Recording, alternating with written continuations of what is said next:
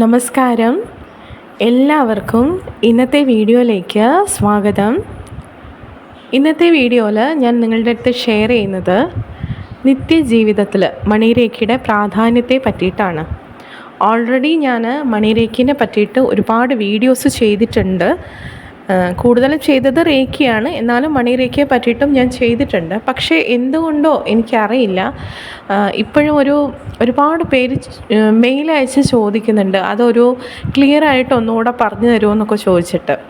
നിങ്ങൾ ഒന്നോ രണ്ടോ വീഡിയോസ് മാത്രം കണ്ടിട്ടായിരിക്കാം ചിലപ്പോൾ എനിക്ക് മെയിൽ ചെയ്യുന്നത്.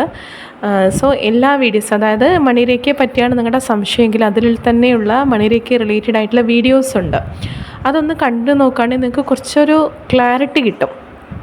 ഒന്ന് ഞാൻ ബ്രീഫായിട്ട് ഇവിടെ പറയാം. മണിരേഖ എന്ന് പറയുന്നത് നമ്മളിലേക്ക് എല്ലാ തരത്തിലുള്ള സമ്പത്തിനെ കൊണ്ടുവരാൻ നമ്മളെ സഹായിക്കും. അത് പണം എന്ന് മാത്രമല്ല, നമ്മുടെ റിലേഷൻഷിപ്പ് സ്ട്രോങ് ആക്കും, പൂർണ്ണമായ ആരോഗ്യം, നമുക്ക് എല്ലാ രീതിയിലുള്ള ധനം, അതായത് പണമാവാം, നമ്മുടെ ജോലിയിൽ നമ്മൾ സെക്യൂർഡ് ആവും, നമുക്ക് സ്വത്ത് വകകൾ കിട്ടും, അതായത് പാരമ്പര്യമായിട്ടുള്ള സ്വത്തുകൾ കിട്ടുക, അപ്രതീക്ഷിതമായിട്ട് നമ്മളിലേക്ക് നമ്മൾ പോലും പ്രതീക്ഷിക്കാത്ത രീതിയിൽ പണം വന്നുകൊണ്ടേയിരിക്കും. സോ എല്ലാ തരത്തിലും നമുക്ക് മണിരേഖ ഉപയോഗിക്കാൻ പറ്റും. അതായത് പ്രത്യേകിച്ച് മണി ബ്ലോക്കുകൾ ഒരുപാടുള്ള ആൾക്കാർ മണിരേഖ ഹീലിങ്ങിന് വേണ്ടിയിട്ട് എൻ്റെ അടുത്ത് വരാറുണ്ട്.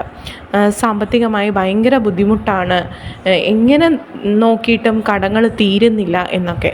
സോ ഇതിൻ്റെയൊക്കെ പിന്നിൽ ഒരുപാട് റീസൺസ് ഉണ്ട്.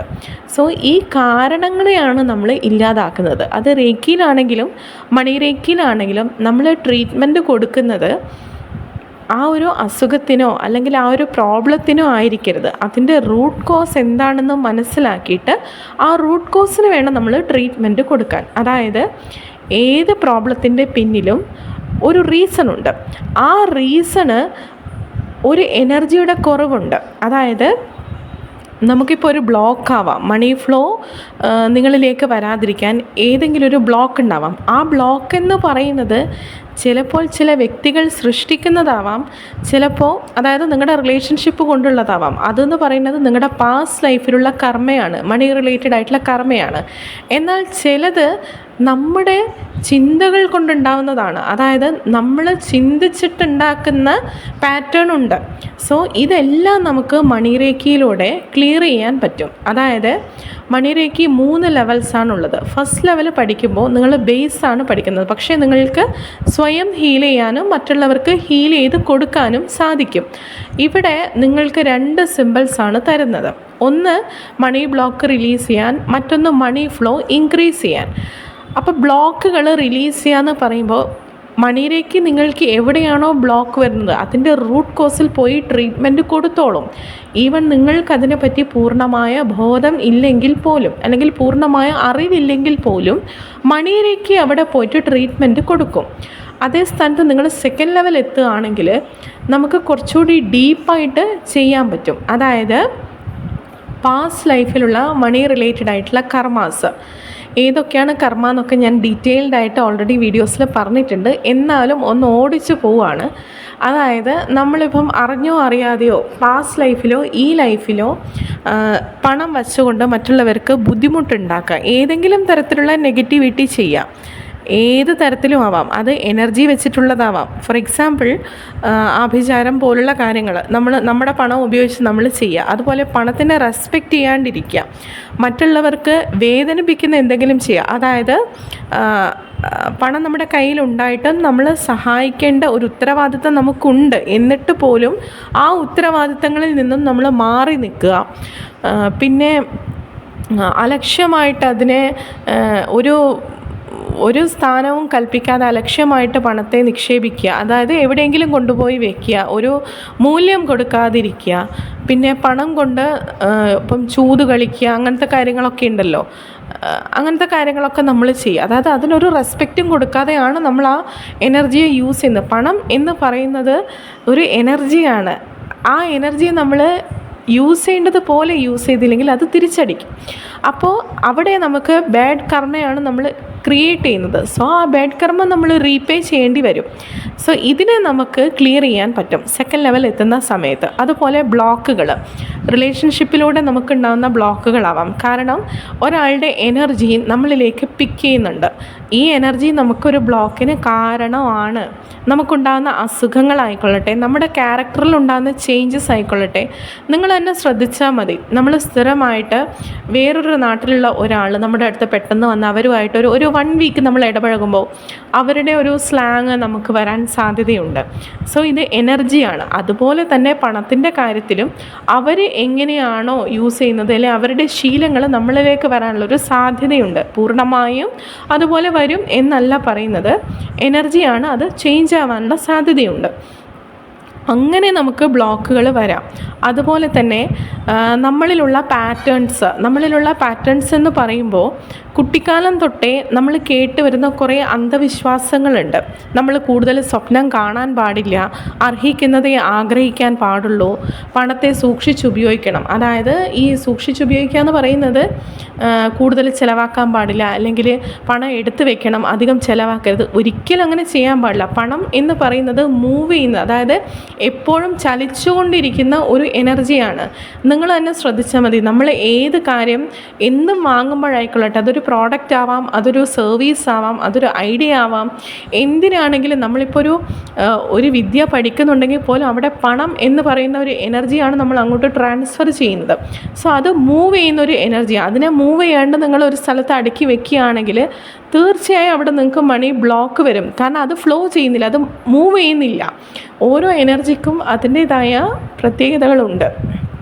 അപ്പോൾ അത് നമ്മൾ മനസ്സിലാക്കിയിട്ട് അതനുസരിച്ചിട്ട് വേണം നമ്മൾ പണത്തെ ഉപയോഗിക്കാൻ. പിന്നെ ഞാൻ നേരത്തെ പറഞ്ഞതുപോലെ കുട്ടിക്കാലം തൊട്ടുള്ള നമ്മുടെ ഈ ഒരു പാറ്റേൺ, പണം അധികം നമ്മൾ സ്വപ്നം കാണുന്നത്, നമ്മുടെ സ്വപ്നങ്ങൾക്ക് അവർ ബ്ലോക്ക് വരുത്തുകയാണ് ചെയ്യുന്നത്. അതായത് നമ്മുടെ ചിന്തകൾക്ക് അവർ തടസ്സങ്ങൾ സൃഷ്ടിക്കുകയാണ്. വലിയ രീതിയിൽ സ്വപ്നം കാണുമ്പോൾ എന്തെങ്കിലും പ്രശ്നം ഉണ്ടാകുമോ? പിന്നെ ചില ആൾക്കാർ പറയും ഒരുപാട് ചിരിക്കാൻ പാടില്ല, ഒരുപാട് സന്തോഷിച്ചാൽ നാളെ കരയേണ്ടി വരും. ആരാ ഈ മണ്ടത്തരം പറഞ്ഞത് എനിക്ക് ഇപ്പോഴും അറിയില്ല. നമ്മളും കേട്ട് വളരുന്നതാണ്. പക്ഷേ ഒരിക്കലും അങ്ങനെയല്ല. നമ്മൾ ക്രിയേറ്റ് ചെയ്യുന്ന പാറ്റേൺ അനുസരിച്ചിട്ട് നമ്മുടെ ലൈഫിൽ നമുക്ക് മാറ്റങ്ങൾ കൊണ്ടുവരാൻ പറ്റും. കാരണം നമ്മുടെ ചിന്തകൾക്കൊക്കെ ഒരുപാട് ശക്തിയുണ്ട്. നമ്മുടെ ചിന്തകൾക്ക് നമ്മുടെ ജീവിതത്തെ മാറ്റിമറിക്കാനുള്ള അത്രയും ശക്തിയുണ്ട്. അപ്പോൾ എന്തുകൊണ്ട് നമുക്ക് പോസിറ്റീവായിട്ട് ചിന്തിച്ചുകൂടാ? നമ്മൾ പാസ്റ്റിനെ പറ്റിയോ ഫ്യൂച്ചറിനെ പറ്റിയോ വറിയിടാവേണ്ട ആവശ്യമില്ല. പ്രസൻറ്റ് ലൈഫിൽ നമ്മൾ എങ്ങനെ ഇരിക്കുന്നോ അതായിരിക്കും നമ്മുടെ ഫ്യൂച്ചർ. പാസ്റ്റിനെ പറ്റി നമ്മൾ വേവലാതിപ്പെടേണ്ട വല്ല ആവശ്യമുണ്ടോ? കാരണം അത് ഓൾറെഡി കഴിഞ്ഞില്ലേ. പക്ഷേ എന്നാൽ പോലും ചില ആളുകൾ നഷ്ടപ്പെട്ടു പോയ പണത്തെ ആലോചിച്ച് ദുഃഖിച്ചുകൊണ്ടേയിരിക്കുക. അവിടെ നിങ്ങൾ ശ്രദ്ധിക്കേണ്ട ഒരു കാര്യം, നിങ്ങൾ ദുഃഖം എന്ന് പറയുന്ന ഒരു എനർജിയാണ് നമ്മുടെ മൈൻഡിൽ എപ്പോഴും വരുന്നത്. സങ്കടമാണ്, വിഷമിച്ചിട്ടാണ് നിങ്ങൾ ഇരിക്കുന്നത്. സോ അതുതന്നെയല്ലേ നമ്മുടെ ഫ്യൂച്ചറിൽ അപ്പോൾ ക്രിയേറ്റ് ചെയ്ത് വരിക. സോ ഈ ഒരു പാറ്റേണിനെ നമുക്ക് ബ്രേക്ക് ചെയ്യാൻ പറ്റും. മണിരേഖയുടെ വ്യത്യസ്തമായ പല സിമ്പിൾസ് ഉണ്ട്. ഈ സിമ്പിൾസ് യൂസ് ചെയ്തിട്ട് ഇത്തരത്തിലുള്ള പാറ്റേണിനെ നമുക്ക് ക്ലിയർ ചെയ്യാൻ പറ്റും. അതുപോലെ തന്നെ അൺവാണ്ടഡ് ആയിട്ടുള്ള കോൺട്രാക്ട്സ്, ഇതിനും പാസ്റ്റ് ലൈഫിലുള്ള ബാഡ് കർമ്മ, അതായത് മണി റിലേറ്റഡ് ആയിട്ടുള്ള ബാഡ് കർമ്മയായിട്ടൊരു കണക്ഷൻ ഉണ്ട്. അതായത് മേ ബി നിങ്ങൾ പാസ്റ്റ് ലൈഫിൽ ആർക്കെങ്കിലും പണം കൊടുത്ത് പറ്റിക്കുകയോ അല്ലെങ്കിൽ അവരെ ബുദ്ധിമുട്ടിക്കുകയോ നിങ്ങൾ ചെയ്തിട്ടുണ്ടാവാം. അതേ സിറ്റുവേഷൻ മേ ബി നിങ്ങൾക്ക് ഈ ഒരു ലൈഫിൽ നിങ്ങൾ റീപേ ചെയ്യേണ്ടതായിട്ട് വരാം. പക്ഷേ അത് ഇൻഡയറക്റ്റ് ആയിരിക്കാം. ഇൻഡയറക്റ്റ് എന്നുകൊണ്ട് ഉദ്ദേശിക്കുന്നത് 2 വ്യക്തികൾ തമ്മിൽ പണമിടപാടുകൾ നടത്തുകയും അതിൽ ഒരു വ്യക്തിയുടെ ഏതോ ഒരു കാരണങ്ങൾ കൊണ്ട്, മേ ബി നിങ്ങളുടെ റിലേറ്റീവ് ആവാം, നിങ്ങളുടെ ഫ്രണ്ട് ആവാം, നിങ്ങളുമായിട്ട് എന്തെങ്കിലും ഒരു കണക്ഷൻ ഇതിലൊരാൾക്കുണ്ടാവുകയും ആർക്കാണോ പണം നഷ്ടം വരുന്നത് ആ നഷ്ടം നിങ്ങൾ നികത്തേണ്ടതായിട്ട് വരിക. അത് ഒരു അൺവാണ്ടഡ് കോൺട്രാക്ട്സ് ആണ്. അതായത് നിങ്ങൾ നേരിട്ടിട്ട് അതിൽ ഇടപെടുന്നില്ല, പക്ഷേ അതിലൊരു കർമ്മ കണക്കുണ്ട്. എന്തൊക്കെ പറഞ്ഞാൽ അതിലൊരു കർമ്മ കണക്കുണ്ട്. സോ ഇതിനെ നമുക്ക് ക്ലിയർ ചെയ്യാൻ പറ്റും. മണിരേഖ വെച്ചിട്ട് നമുക്ക് ക്ലിയർ ചെയ്യാൻ പറ്റും. കാരണം മണിരേഖയ്ക്ക് അത്രയും പവർഫുൾ ആയിട്ടുള്ള സിമ്പിൾസ് ഉണ്ട്. അതുപോലെ തന്നെ നമുക്ക് ഈ പറഞ്ഞ പോലെ നമ്മളിലേക്ക് വരാൻ ആഗ്രഹിക്കുന്ന കാര്യങ്ങൾ, അത് വാഹനമാവാം, വീടാവാം, ജോലിയാവാം. ഇനി നമ്മൾ ചെയ്യുന്ന ജോലിയിൽ നമുക്ക് കുറേ ക്ലയൻസിനെ വേണമെന്നാണ് വേണമെന്നാണെങ്കിൽ അങ്ങനെയാവാം. നമ്മളൊരു ഷോപ്പാണ് നടത്തുന്നത്, അവിടത്തേക്ക് നമുക്ക് കസ്റ്റമേഴ്സിനെ വേണമെന്നാണെങ്കിൽ അങ്ങനെയാവാം. ഇനി നിങ്ങൾ ആഗ്രഹിക്കുന്ന നമ്മുടെ പേഴ്സണലായിട്ടുള്ള കുറേ ആഗ്രഹങ്ങളുണ്ട്. അതായത് ഓർണമെൻറ്റ്സ് ആഗ്രഹിക്കുക, നമ്മൾ ആഗ്രഹിക്കുന്ന പല കാര്യങ്ങളും നമ്മളിലേക്ക് കൊണ്ടുവരാൻ കഴിയുള്ള മാനിഫെസ്റ്റ് ചെയ്യാൻ നമ്മളെ സഹായിക്കുന്ന സിമ്പിൾസ് ഉണ്ട്. ഇത് വച്ചിട്ട് നമുക്ക് നമ്മുടെ ലൈഫിലേക്ക് നമ്മൾ ആഗ്രഹിക്കുന്ന കാര്യങ്ങളെ വളരെ പെട്ടെന്ന് കൊണ്ടുവരാൻ വേണ്ടിയിട്ട് സാധിക്കും. സോ ഇതെല്ലാം നമുക്ക് മണിരേഖയിലൂടെ കിട്ടുന്ന ബ്ലെസ്സിങ്സാണ്, അല്ലെങ്കിൽ മണിരേഖ നമ്മളെ സഹായിക്കുന്നതാണ്. പലരും മണി ബ്ലോക്കുമായിട്ട്, പ്രത്യേകിച്ച് നല്ല രീതിയിൽ സാമ്പത്തിക ബുദ്ധിമുട്ടുള്ള ആളുകൾ ഹീലിങ്ങിന് വരുമ്പോൾ ഞാൻ പറയും, നിങ്ങൾക്ക് നല്ല ബ്ലോക്ക് ഉണ്ടെങ്കിൽ അത്രമാത്രം മണി റിലേറ്റഡ് ആയിട്ടുള്ള ബാഡ് കർമാസ് നിങ്ങൾക്ക് ഉണ്ട്. അതുകൊണ്ടാണ് ഇത്രയും ബുദ്ധിമുട്ട് നിങ്ങൾ അനുഭവിക്കേണ്ടി വരുന്നത്. സോ അങ്ങനെയുള്ള ആളുകൾക്ക് 7 ദിവസം കൊണ്ടോ അല്ലെങ്കിൽ 21 ദിവസം കൊണ്ടോ നല്ല രീതിയിലുള്ള ഒരു മാറ്റങ്ങൾ ഉണ്ടാവാൻ സാധ്യത കുറവാണ്. കാരണം നല്ല ബ്ലോക്ക് നമുക്ക് ഹീൽ ചെയ്യുമ്പോൾ തന്നെ മനസ്സിലാവും, അല്ലെങ്കിൽ അവരോട് സംസാരിക്കുമ്പോൾ തന്നെ നമുക്ക് മനസ്സിലാവും. അപ്പോൾ അങ്ങനെയുള്ള ആളുകളെടുത്ത് ഞാൻ എപ്പോഴും റെക്കമെൻഡ് ചെയ്യുന്നത് നിങ്ങൾ പഠിക്കുന്നതാണ് ഏറ്റവും നല്ലത്. കാരണം നിങ്ങളുടെ ആവശ്യത്തിന് അനുസരിച്ചിട്ട് ആ എനർജിയെ നിങ്ങൾക്ക് എപ്പോഴും പോസിറ്റീവായിട്ടേ അത് വർക്ക് ചെയ്യുള്ളൂ, അത് വേറൊരു കാര്യം. നിങ്ങൾക്ക് ആ എനർജിയെ യൂസ് ചെയ്തിട്ട് നിങ്ങളുടെ ആവശ്യങ്ങളെ നിങ്ങൾക്ക് നിങ്ങളുടെ ജീവിതത്തിലേക്ക് കൊണ്ടുവരാൻ സാധിക്കും. സോ പഠിക്കാൻ താല്പര്യമുള്ള ആളുകളുണ്ടെങ്കിൽ എനിക്ക് മെയിൽ അയയ്ക്കുക. മെയിൽ അയക്കുന്ന സമയത്ത് എടുത്തു പറയുന്നു നിങ്ങളുടെ പേരും നമ്പറും വെക്കാൻ മറക്കരുത്. ഇപ്പോഴും പലരും മെയിൽ അയക്കുമ്പോൾ പേരും നമ്പറും വെക്കാതെ വീണ്ടും ഞാൻ ചോദിച്ചിട്ട് വീണ്ടും അവർ മെയിൽ അയക്കേണ്ടി വരുന്നുണ്ട്. അപ്പോൾ അതൊന്ന് ശ്രദ്ധിക്കുക. പിന്നെ അറ്റോൺമെൻറ്റിൻ്റെ കാര്യത്തിൽ കുറച്ച് ഡൗട്ട്സ് പറഞ്ഞിട്ടുണ്ടായിരുന്നു. അതായത് അറ്റോൺമെൻറ്റ് ഞാൻ കൊടുക്കുന്നത് ഫസ്റ്റ് അറ്റോൺമെൻറ്റാണ് വരിക. അതായത് ഡീറ്റെയിൽസ് ഞാൻ നിങ്ങൾക്ക് പറഞ്ഞു തരും. നിങ്ങളുമായിട്ട് സംസാരിച്ച് നിങ്ങൾക്കും എനിക്കും കൺവീനിയൻ്റ് ആയിട്ടുള്ളൊരു ടൈം നമ്മൾ ഫിക്സ് ചെയ്യും. ആ ഒരു ടൈമിന് ഹാഫ് ആൻ അവറാണ് അറ്റോൺമെൻറ്റ് പ്രോസസ്സ് വരുന്നത്. അതിലൊരു കുഞ്ഞു മെഡിറ്റേഷനും ഒരു പ്രാർത്ഥനയൊക്കെ ഉണ്ട്. അതിന് ശേഷമാണ് അറ്റോൺമെൻറ്റ് വരിക. ഡിസ്റ്റൻസ് ആയിട്ടാണ് ഞാൻ അറ്റോൺമെൻറ്റ് കൊടുക്കുന്നത്. പലരും എന്നെ കാണണം, വീട്ടിലേക്ക് വരണം എന്നൊക്കെ പറഞ്ഞ ആവശ്യത്തോടെ വിളിക്കുന്ന ആൾക്കാരുണ്ട്.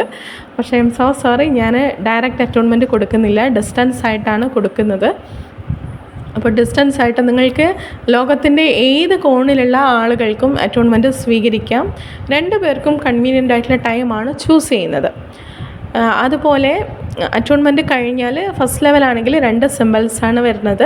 ആ സിമ്പിൾസ് അയച്ചു തരും. പിന്നെ ക്ലാസ്, ഞാൻ തന്നെ ക്ലാസ് എടുക്കുന്നൊരു വീഡിയോ ഉണ്ട്. ആ വീഡിയോ നിങ്ങൾക്ക് അയച്ചു തരും. അതിൽ എങ്ങനെയാണ് സിമ്പിൾസ് വരയ്ക്കേണ്ടത്, എങ്ങനെ മറ്റുള്ളവരെ ഹീൽ ചെയ്യാം, നമ്മൾ സ്വയം എങ്ങനെയാണ് ഹീൽ ചെയ്യേണ്ടത്, മണിരേഖയുടെ ഹിസ്റ്ററി എന്താണ്, എങ്ങനെ മറ്റുള്ള ഒബ്ജക്ട്സിൽ കൊടുക്കാം, എങ്ങനെയൊക്കെയാണ് ഹീൽ ചെയ്യേണ്ടത്, അതിൻ്റെ അഫർമേഷൻ എങ്ങനെ കൊടുക്കണം തുടങ്ങി A to Z കാര്യങ്ങൾ ആ വീഡിയോയിൽ കംപ്ലീറ്റ് ആയിട്ട് ഞാൻ പറഞ്ഞു തരുന്നുണ്ട്. അത് കണ്ടിട്ടും ക്ലിയർ ആവാത്ത ആൾക്കാരുണ്ടെങ്കിൽ, അതായത് റേഖയൊന്നും പഠിക്കാത്ത ആളുകളാകുമ്പോൾ ചിലർക്ക് ഒരു സ്റ്റാർട്ടിങ് ട്രബിളുണ്ട്, ഒരു ധൈര്യക്കുറവുണ്ട്. അപ്പോൾ അങ്ങനെയുള്ള ആളുകൾക്ക് എല്ലാവർക്കും ഞാൻ കൊടുക്കുന്നതാണ് ഒരു ഫ്രീ ക്ലാസ് ഞാൻ കൊടുക്കുന്നത്. ബട്ട് ഓപ്ഷണലാണ്, നിങ്ങൾക്ക് വേണമെന്നുണ്ടെങ്കിൽ മാത്രം അത് ചൂസ് ചെയ്താൽ മതി. അതിന് ഞാൻ എക്സ്ട്രാ പേയ്മെൻ്റ് ഒന്നും വാങ്ങിക്കുന്നില്ല. സോ താല്പര്യമുള്ള ആളുകളുണ്ടെങ്കിൽ അവർക്ക് എക്സ്ട്രാ ഈ പറഞ്ഞ പോലെ എക്സ്ട്രാ നിങ്ങൾക്ക് ആ ഒരു ക്ലാസ് കൊണ്ട് ഞാൻ തരുന്നതാണ്. അത് ക്ലാസ് നിങ്ങൾക്ക് ഓപ്ഷനിലാണ്, ചൂസ് ചെയ്യുന്നവർക്ക് ചൂസ് ചെയ്യാം. അതുകൂടാതെ ഞാൻ സർട്ടിഫിക്കറ്റും പ്രൊവൈഡ് ചെയ്യുന്നുണ്ട്. പ്ലസ് നിങ്ങൾക്ക് സെക്കൻഡ് ലെവലാണ് നിങ്ങൾ എടുക്കാൻ ഉദ്ദേശിക്കുന്നതെങ്കിൽ നിങ്ങൾക്ക് 3 തരത്തിലുള്ള സിമ്പിൾസാണ് വരുന്നത്. സെയിം പാറ്റേൺ, അതായത് വീഡിയോ ക്ലാസ് ഉണ്ട്, സർട്ടിഫിക്കറ്റ് ഉണ്ട്, അവിടെയും ഫ്രീ ക്ലാസ് ഞാൻ കൊടുക്കുന്നുണ്ട്. ദെൻ 3rd ലെവൽ എന്ന് പറയുന്നത് ഗ്രാൻഡ് മാസ്റ്റർ ലെവലാണ്. ഗ്രാൻഡ് മാസ്റ്റർ ലെവൽ ഞാൻ കൊടുക്കാൻ ഉദ്ദേശിക്കുന്നത് ഈ പറഞ്ഞ പോലെ അറ്റോൺമെൻ്റ് ഉണ്ട്. പക്ഷേ അതിൽ സിമ്പിൾസ് അത്രയും പവർഫുൾ ആയതുകൊണ്ട് തന്നെ അറ്റോൺമെൻറ്റ് കുറച്ച് ഡിഫറെൻ്റ് ആണ്. അത് ഞാൻ ക്ലാസ്സിൽ എൻ്റെ അടുത്ത് ജോയിൻ ചെയ്യുന്ന ആളുകൾക്ക് നേരിട്ടിട്ട് പറഞ്ഞു കൊടുക്കാനാണ് ഉദ്ദേശിക്കുന്നത്. അപ്പം അതിൽ ചെറിയൊരു വ്യത്യാസമുണ്ട് അറ്റോൺമെൻറ്റിൻ്റെ കാര്യത്തിൽ. അതുപോലെ ക്ലാസ് ഞാൻ സൂം മീറ്റിങ്ങിലാണ് ക്ലാസ് കൊടുക്കാൻ ഉദ്ദേശിക്കുന്നത്. ഒരുപാട് ഗ്രാൻഡ് മാസ്റ്റേഴ്സിനെ ഒരുമിച്ചിരുത്തിയിട്ട് ക്ലാസ് കൊടുക്കാനാണ് ഉദ്ദേശിക്കുന്നത്. അപ്പം പഠിക്കാൻ താല്പര്യമുള്ള ആളുകളുണ്ടെങ്കിൽ മെയിൽ അയയ്ക്കുക, പേരും നമ്പറും വയ്ക്കാൻ മടിക്കരുത്. അത് മറന്നു പോകാൻ പാടില്ല. ചില ആൾക്ക് മടിയാണ് അവരുടെ പേരും നമ്പറും വയ്ക്കാൻ. ഇഷ്ടംപോലെ കഥയൊക്കെ എഴുതി അയക്കും, പക്ഷേ ഇതങ്ങ് മറന്നു പോകും. അപ്പോൾ അതൊന്ന് ശ്രദ്ധിക്കുക. സോ ഇന്നത്തെ വീഡിയോ നിങ്ങൾക്ക് എല്ലാവർക്കും ഉപകാരപ്രദമായി എന്ന് കരുതുന്നു. കാരണം നിങ്ങളുടെ നിത്യജീവിതത്തിൽ നിങ്ങൾ ആഗ്രഹിക്കുന്ന കാര്യങ്ങളെ നിങ്ങളിലേക്ക് എത്തിക്കാൻ സഹായിക്കുന്നതാണ് മണിരേഖ. തീർച്ചയായും നിങ്ങൾക്കത് യൂസ്ഫുള്ളായിരിക്കും. എല്ലാവർക്കും ഇന്നത്തെ വീഡിയോ ഇഷ്ടപ്പെട്ടു എന്ന് കരുതുന്നു. എല്ലാ നന്മകളും ഉണ്ടാവട്ടെ. Thank you.